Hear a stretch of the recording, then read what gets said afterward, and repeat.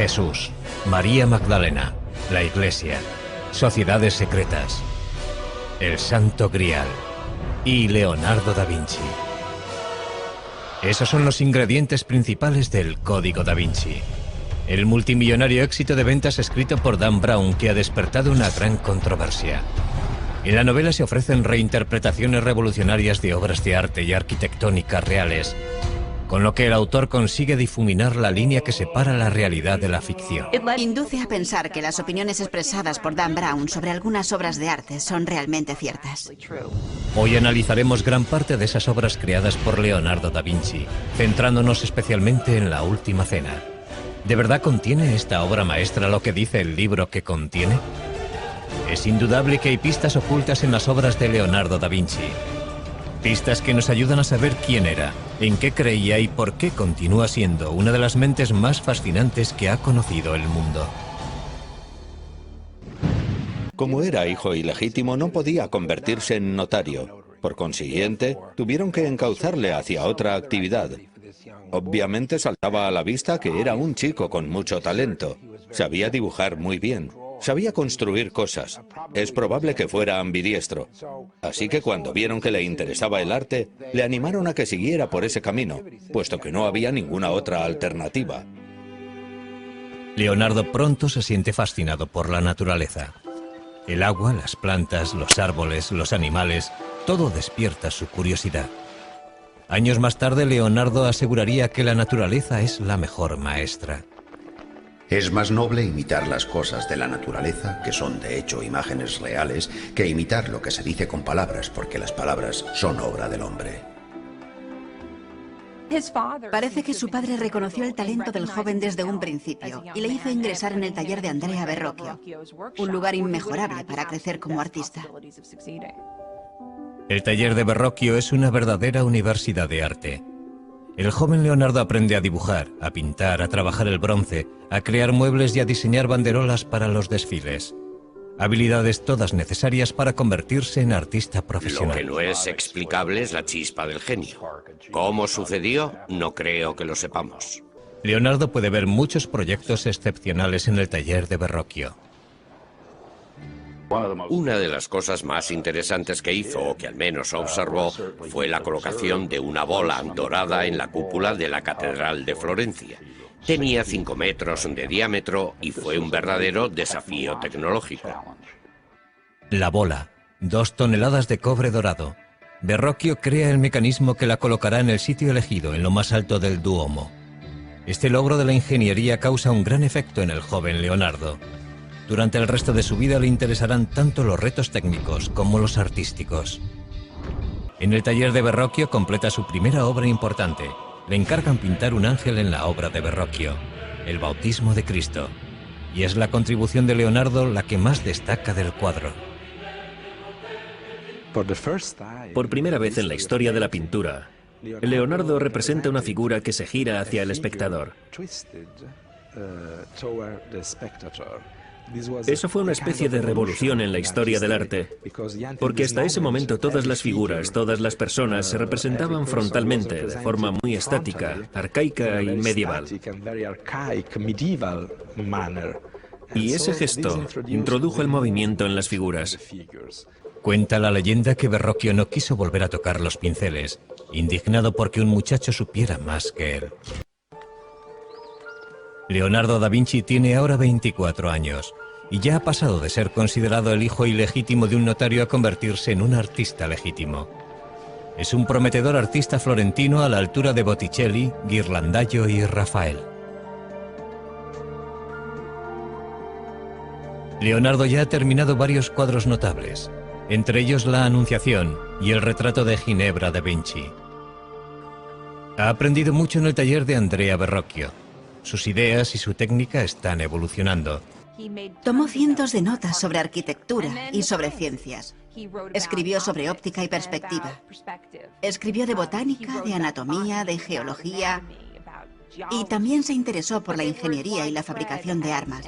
Conocimientos que le resultaron de gran utilidad para conseguir encargos y alcanzar la posición que deseaba. Un detalle sorprendente de los cuadernos es la extraña letra de Leonardo. Casi todas las palabras están escritas al revés, de derecha a izquierda. Es esta la forma que tiene Leonardo de encriptar sus notas, como asegura Dan Brown en su novela El Código da Vinci. Lo que está claro es que si eres zurdo como yo, la forma normal de escribir es de derecha a izquierda. Uno no empuja la pluma, la sostiene. Y es perfectamente posible que adoptara esa costumbre porque nunca tuvo un estricto profesor de primaria encima de él diciéndole cómo tenía que escribir. Si así fuera, sería un código muy pobre. Su escritura resulta bastante legible si utilizamos un espejo. Yo pienso que fue un hábito que adoptó porque le resultaba más fácil escribir así. Un sangriento golpe de estado planeado por el Papa y un colaborador amenaza con derribar a los Medici. Cuando el golpe fracasa, el Papa ordena al ejército de Nápoles tomar Florencia por las armas. Como para el resto de florentinos, la guerra es ahora una prioridad para Leonardo. Y empieza a diseñar escaleras y otros artefactos para defender y escalar las murallas de la ciudad. Leonardo empieza a trabajar en un nuevo campo, la ingeniería militar, algo que le fascinará durante toda la vida. Justo cuando parece que toda esperanza está perdida, la diplomacia de los Medici funciona. Florencia está salvada. Leonardo vuelve a tomar los pinceles y en 1480 empieza a pintar San Jerónimo. En el cuadro captura al angustiado santo golpeándose el pecho con una piedra en el desierto. En la actualidad este cuadro está colgado en el Vaticano inacabado, como muchas otras de sus pinturas. Y sin embargo la precisión de Leonardo a la hora de dibujar la anatomía humana hace que el dolor de San Jerónimo cobre vida ante nuestros ojos. Leonardo tiene casi 30 años cuando Lorenzo de Medici envía a los mejores pintores de Florencia al Vaticano para decorar la nueva Capilla Sistina. Esta colaboración forma parte de la nueva tregua firmada por los Medici y el Papa. Fueron elegidos muchos importantes pintores florentinos, pero no Leonardo. Es posible que se sintiera frustrado y que pensara que su talento no era reconocido. Pero Leonardo recibe un pequeño encargo que le mantiene ocupado. Un monasterio de las afueras de Florencia le contrata para pintar un retablo. El tema, la adoración de los magos. Leonardo tuvo que estar desesperado para firmar el contrato de este proyecto. Además de tener que pagarse él mismo los materiales, el contrato establecía que si no lo terminaba antes de 30 meses no le pagarían absolutamente nada. La composición de la obra es tremendamente ambiciosa, pero Leonardo supera todas las dificultades y el resultado final es impresionante. Es una revolución artística. Uno percibe que Leonardo está inventando un nuevo arte. Es probable que fuera demasiado nuevo incluso para él, y que por eso lo dejara sin terminar. Y sin embargo, es posiblemente la primera pintura realmente moderna de la historia. La estructura triangular del grupo que está en primer plano se convierte en un principio indiscutible del arte del Renacimiento. También destaca su énfasis en la diversidad. El viejo, el joven, el calvo, el barbado.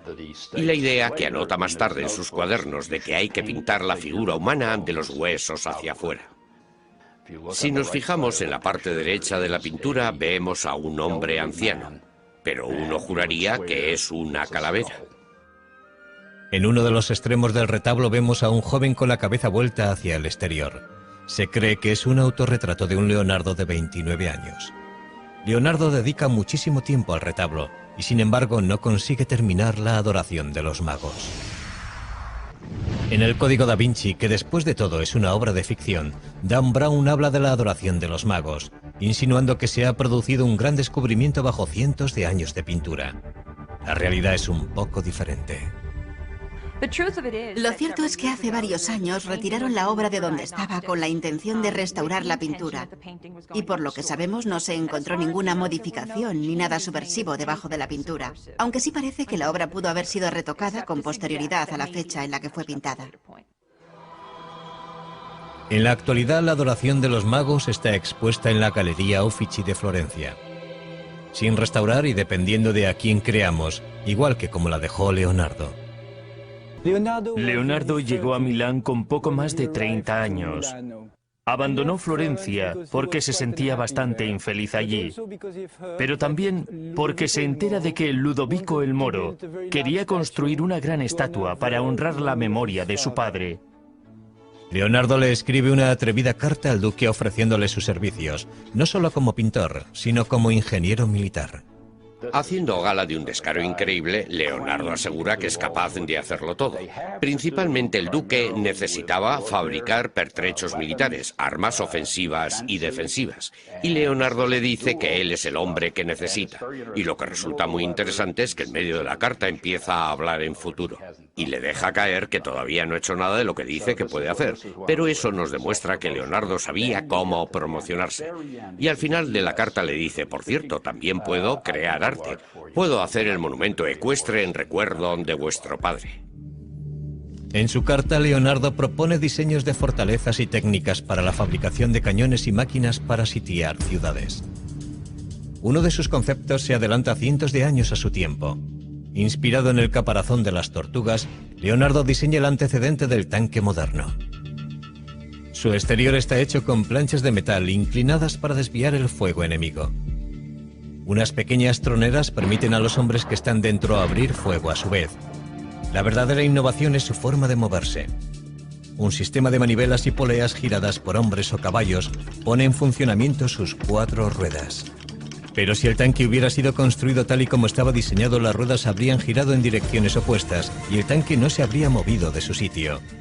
¿Un error de aficionado cometido por Leonardo? ¿O un error intencionado para impedir que otros le robaran la idea? Nunca lo sabremos.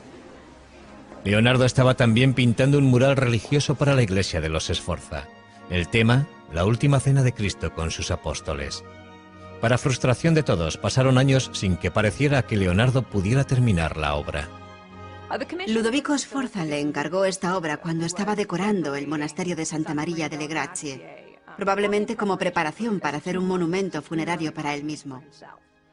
Por eso le encargó la última cena, una pintura mural para el refectorio, y en la pared opuesta iba a ir la crucifixión, con retratos de él y de su familia. Leonardo crea una composición revolucionaria para decorar la modesta pared de un monasterio. El genio de Leonardo se revela al preguntarse cómo capturo ese momento tan importante en el que Cristo dice: de verdad os digo que uno de vosotros me traicionará. Y ahí se desata un infierno psicológico.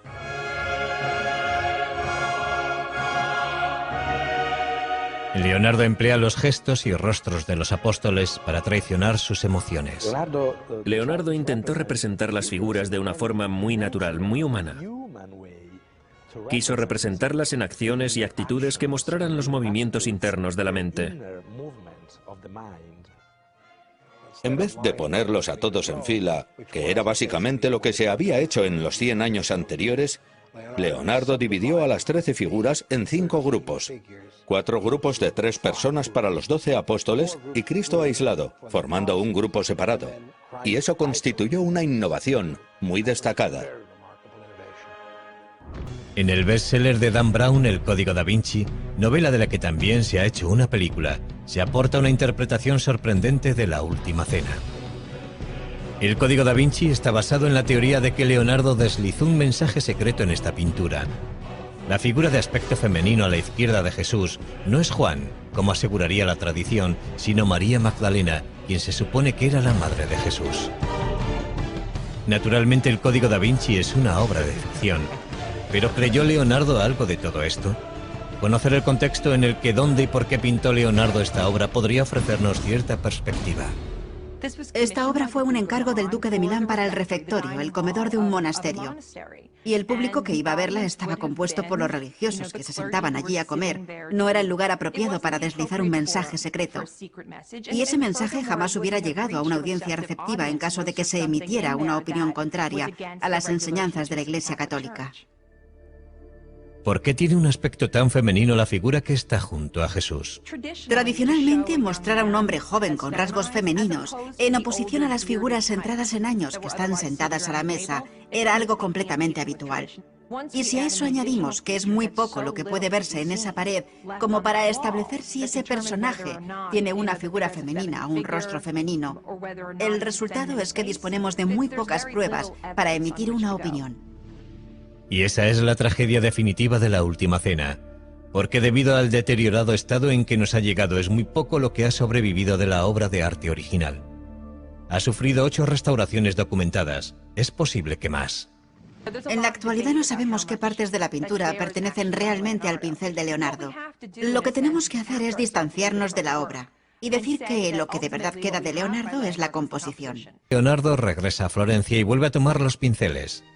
Empieza un retrato menor que acabará convirtiéndose en el cuadro más celebrado de la historia del arte.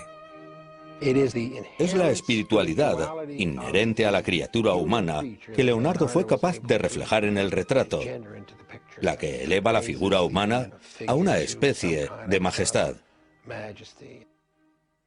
Se ha dicho que la Mona Lisa tenía ictericia, que era una mujer embarazada, que era un hombre disfrazado de mujer. Pero lo cierto es que la Mona Lisa es una gran pintura. Según el relato de un biógrafo, la Mona Lisa sería el retrato de Lisa Gioconda, la esposa de un mercader. Pero eso es algo que no es seguro. Para Leonardo, la Mona Lisa fue siempre una obra en evolución, su intento de alcanzar la perfección. En la actualidad, el cuadro se expone en el Museo del Louvre, en París, protegido por un cristal antibalas. Es un tesoro nacional que no tiene precio. El cuadro no siempre estuvo tan bien vigilado, pero el robo de la apreciada pintura de Leonardo en 1911 lo cambió todo. Una mañana de verano, un antiguo empleado del Louvre descolgó la Mona Lisa de la pared sin que nadie le viera y salió del museo con el cuadro escondido debajo del abrigo. ¿Su motivo? Creía que el cuadro debía ser devuelto a Italia.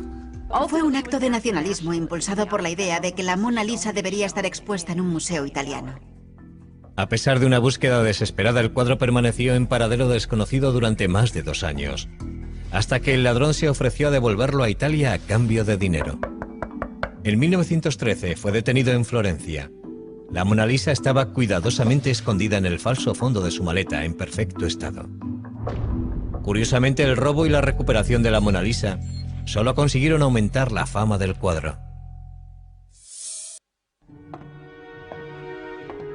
Con 50 años, el deseo de Leonardo da Vinci por alcanzar la perfección artística le empuja en una dirección sorprendentemente científica: la disección de cadáveres humanos. Creía que para poder representar el cuerpo humano tenías que entenderlo. Tenías que entenderlo desde los músculos hacia afuera, para poder cubrir los músculos con carne y la carne con ropa. Leonardo nunca fue un hombre religioso y no tiene reparo en sajar la carne muerta para poder dibujar de forma sistemática todos los detalles del cuerpo humano. Lo que podría disuadirte es el miedo a pasar las horas nocturnas en compañía de esos cadáveres, despedazados y desollados y horribles de ver. Finalmente, la curiosidad le empuja al lecho de muerte de un hombre de 100 años. Leonardo espera pacientemente a que muera el hombre para poder investigar la causa de su muerte. El resultado de su autopsia es el primer caso documentado de arteriosclerosis de la historia, endurecimiento de las arterias. Leonardo llega a esta conclusión tras comparar el sistema circulatorio del viejo con el de un niño. Sus estudios anatómicos son sorprendentemente precisos. Pero lo que para Leonardo es ciencia, para otros resulta macabro. Conseguir cadáveres es un problema constante. Años más tarde, las autoridades de la Iglesia se enteran de estas autopsias y creen que ha ido demasiado lejos. El Papa pone fin a sus disecciones de una vez por todas. Finalmente, una pintura del pasado de Leonardo le lleva de nuevo a Milán. Después de más de 20 años le piden que vuelva para terminar La Virgen de las Rocas y supervisar la realización de una copia. ¿Cuál es el original y cuál es la copia? La versión del Louvre es la primera y se ajusta más al último estilo florentino de Leonardo. Probablemente el cuadro que termina colgado en Milán es la copia. Se pintó alrededor del año 1508 y está expuesto en la National Gallery de Londres. Pocos días después de cumplir 67 años, Leonardo llama a un notario para hacer testamento. Y según la leyenda, aunque nunca había sido especialmente religioso, Leonardo vuelve sus ojos hacia Dios. Es imposible saber si abrió su corazón a la religión en su lecho de muerte. No sabemos si es cierto que se interesó súbitamente por el catolicismo y que, como se dice, confesó sus pecados. Igual que un día bien empleado procura un sueño feliz, una vida bien empleada procura una muerte feliz. En su testamento, Leonardo planea su propio funeral, algo que no es necesariamente atípico. Lo curioso es que Leonardo ordenó la celebración de muchas misas en su honor, 3 misas grandes y 30 misas pequeñas en 4 iglesias distintas. Y dejó dicho que fueran el diácono y el subdiácono quienes llevaran su cuerpo a la tumba.